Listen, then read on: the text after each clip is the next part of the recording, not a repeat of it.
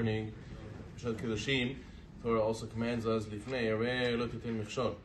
the blind, do not put a stumbling block. Now, this doesn't mean, according to the simple understanding, that you cannot put a piece of wood before a blind person and make him fall.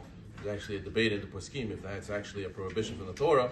But rather, the pasuk actually means that you cannot go and help another Jew to commit a sin. Therefore, the person who's blind, quote unquote, here means the person who's not knowledgeable. And then you cannot put a stumbling block before him, meaning you cannot help him stumble. You cannot cause it that he will do a sin. So therefore, a person who helps another person, from the Torah, the sages tell us it only applies if the person couldn't do the sin without you. Let's say he didn't have access to a non-kosher food, he didn't have access to an item that he could do a sin with, and only because of you enabled him, and he was able to do the sin. That would be a Torah violation of putting a stumbling block before the blind. However, even if a person could access it somewhere else, even if a person could have bought the pig somewhere else, he could have got this forbidden item somewhere else, and he got it through you, is also a surah midrabanan. The sages teach us it's called misayeh. It's a rabbinic prohibition called supporting or helping somebody to do a sin, even though they could have done it elsewhere. It is still forbidden nonetheless. There's many ramifications for many different cases. For example, inviting someone for Shabbat, and they might drive on Shabbat. That's a classic case of where you're causing the person to drive on Shabbat. There are room for leniency. The person gives them a place to stay and doesn't automatically cause him to drive on Shabbat, even though he chooses to go home nonetheless. But there are ways to go around it. Or, for example, let's say a person owns a hall, and he's going to rent the hall out to people who are not going to do something permitted there. They're going to do mixed dancing or other forbidden activities there.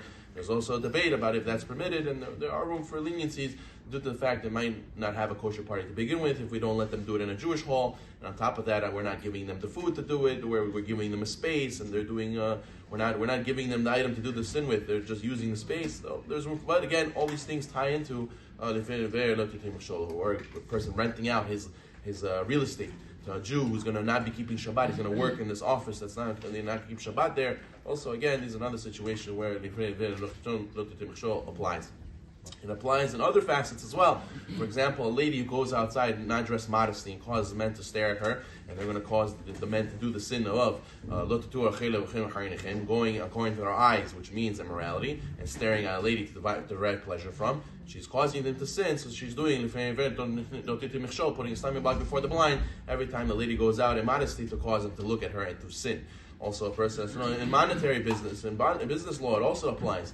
For example, a person who gives a loan without a shtar, without witnesses, a document without witnesses, just through trust, the lender is transgressing. The lender is causing the person who takes the loan to potentially forget about the loan. Since there's no proof of it, he might come to forget, he might come not to pay back the loan. So therefore, he's transgressing, putting his time out before the blind when he gives a loan without a document or witnesses. Or if a person gives a loan with interest, person gives a loan interest with beat, which is a sur from the Torah. So therefore, over there, not just they're transgressing interest, they're also helping each other transgress. Since it takes two people to do that sin, so they're helping each other do the sin of interest. Many different situations in our lives. We have to be careful when people ask us to help them do things. If it involves a sin, we have to avoid doing so because we're transgressing ourselves.